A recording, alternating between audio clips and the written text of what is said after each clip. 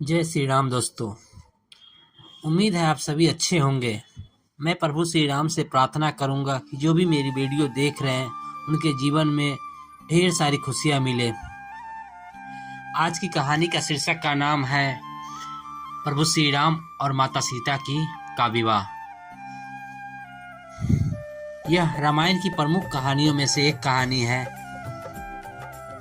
तो चलिए शुरू करते हैं। मिथिला नरेश से अनुमति लेकर राजा दशरथ वशिष्ठ जी और विश्वामित्र जी के साथ जलवासे में लौट गए। दूसरे दिन चारों राजकुमारों ने याचकों को 1-1 लाख स्वर्ण मंडित सिंगों वाली गौ दान में दी और बहुत सारा धन, आभूषण, रत्न इत्यादि ब्राह्मणों को दिए। दान आदि से निर्मित होकर महाराज दशरथ मिथिलेश के राजभवन में जाने की तैयारी करने लगे। तभी भरत के मामा अर्थात राजा केकई के पुत्र युधिष्ठिर वहां आ पहुंचे। अभिवादन तथा कुशल समाचार जानने की औपचारिकता के पश्चात उन्होंने केकई नरेश को संदेश देते हुए कहा, महाराज, हमारे पिताजी को भरत को देखने की बहुत इच्छा हो रही है, अतः आप कृपा करके कुछ दिन के लिए भरत को मेरे साथ उनके ननिहाल भेज दे। इस संदेश को लेकर मैं अयोध्या गया था, किंतु वहां पर ज्ञात हुआ कि आप जनकपुरी गए हुए हैं, इसलिए मैं भी यहां आ गया। महाराज दशरथ ने युधिष्ठिर का समुचित सत्कार किया और उन्हें सारा वृत्तांत सुनाया। फिर उन्हें लेकर ऋषियों, मंत्रियों एवं बंधु बांधवों सहित यज्ञशाला के द्वार पर पहुंचे। थोड़ी देर बाद नाना प्रकार के आभूषणों को धारण किए रामचंद्र अपने भाइयों भरत, लक्ष्मण और शत्रुघ्न के साथ उनके पास आकर खड़े हो गए। गुरु वशिष्ठ ने जनक के पास आ जाकर कहा, हे विदेहराज, महाराज दशरथ अपने पुत्रों के साथ अंदर आने की अनुमति चाहते हैं। इस पर महाराज जनक बोले, हे महर्षि, इस प्रकार अनुमति मांगकर मुझे क्यों लज्जित कर रहे हैं? वे अयोध्या के ही हैं, नहीं है, मिथिलापुरी के भी स्वामी हैं और मैं तो उनका अकिंचन दास हूँ। क्या कभी स्वामी अपने सेवक से आज्ञा मांगता है क्या? उनसे कहिए चारों कन्याएं विवाह वेदी पर प्रतीक्षारत है, वे निसंकोच अंदर पधारने का कष्ट करे। शुभ लग्न का समय भी हो रहा है, मैं स्वयं चलकर उन्हें सादर ले आता हूँ। इतना कहकर वे महाराज दशरथ के पास पहुँचे और उन सबको यज्ञ स्थल में ले आए। सबको यथोचित आसन देकर जनक ने उनकी पूजा की। फिर वशिष्ठ जी से बोले, हे महर्षि, आप इन ऋषि मुनियों के साथ विवाह कार्य संपन्न कराइए। आपसे अधिक योग्य पुरोहित और कौन हो सकता है?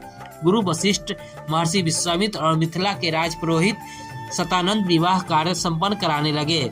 सबसे पहले वैदिक विधि के अनुसार विवाह के लिए वेदी का निर्माण कराया गया। फिर अनेक प्रकार का सुगंध युक्त फूलों से उसे सजाया गया। कुछ दूरी पर चारों ओर गमले सजाए गए, जिनमें चित्त को प्रसन्न करने वाली सुगंधित रंग बिरंगे फूल लगे हुए थे। वेदी के निकट कई स्थानों पर स्वर्ण पात्रों में धूप, केसर, नैवेद्य, अक्षत, घी, दही, शहद आदि सामग्री रखी हुई थी। यज्ञ संपन्न कराने वाले महानुभावों के लिए कुश के आसन बिछा दिया गया। गुरु वशिष्ठ एवं अन्य महर्षियों ने वेद मंत्रों का उच्चारण करते हुए हवन कुंड में अग्नि प्रज्वलित की। फिर वशिष्ठ जी के आदेश पर राजा प्रसाद की महिलाओं ने जनकपुरी सीता को लाकर यज्ञ वेदी के निकट खड़ा कर दिया।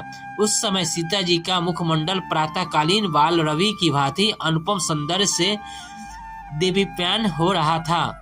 नख से सिख तक वे बहुमूल्य रत्न जटित आभूषणों से सजी हुई थी।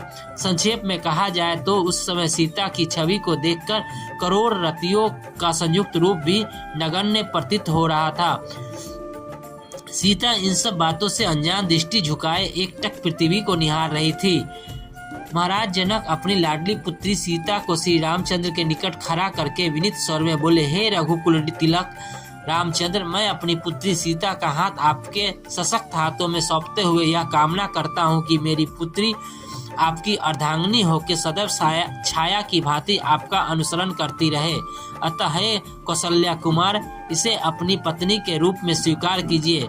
आज से यह आपके सुख दुख की संगनी हुई। यह कहकर राजा जनक ने अंजलि में संकल्प के लिए लिया हुआ जल वेद मंत्रों से पवित्र करके हृदय की संपूर्ण भावनाओं के साथ छोड़ दिया। महिलाएं मंगलगान करने लगी। मृदंग, दुर्वी तथा नाना प्रकार के वाद्य यंत्रों का सुमधुर स्वर चारों तरफ गूंज उठा। इस हर्षपूर्ण घटना की सूचना देने लगा। राम और सीता के विवाह के संपन्न हो जाने के पश्चात लक्ष्मण, भरत और शत्रुघ्न का विवाह उर्मिला, मांडवी और श्रुतकीर्ति के साथ वैदिक विधि विधान से संपन्न कराया गया। राजा जनक अपने नेत्रों में स्नेहपूर्ण अश्रु भरकर बोले, हे अयोध्या के राजकुमारों, आप चारों भाई सूर्य कुल के गौरव, पराक्रमी, धर्मपरायण, तेजस्वी, सौम्य, विद्वान एवं सदाचार के गुणों से मंडित हैं। जनकपुरी के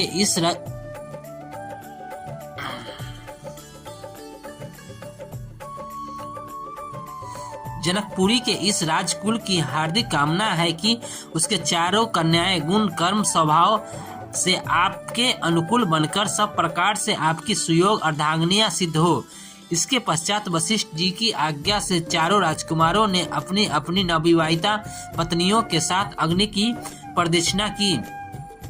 विवाह संपन्न होने के पश्चात महाराज दशरथ समस्त मंत्रियों, ऋषि मुनियों और सप्तनिक राजकुमारों के साथ अपने ठहरने के स्थान पर चले गए।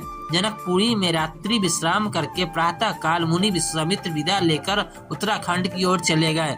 महाराज जनक ने दहेज के रूप में असंख्य दास दासियां, हाथी, घोड़े, गौएं, रत्न जटित आभूषण, वस्त्र, बर्तन आदि नाना प्रकार के वस्तुएं देकर अयोध्यापति दशरथ को विदा किया और उन्हें पहुंचाने के लिए नगर के द्वार तक आए।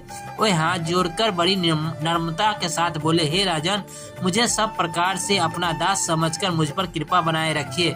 मैं एक बार फिर आभार पूर्वक कहना चाहता हूँ कि आपने मेरे कुल के साथ संबंध स्थापित करके मुझे गौरवान्वित किया है।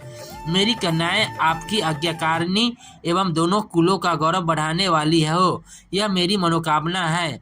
फिर उन्होंने तथा कुशध्वज ने अश्रुपूर्ण नेत्रों से चारों कन्याओं का आशीर्वाद देते हुए विदा किया। आपको आज की कहानी कैसी लगी?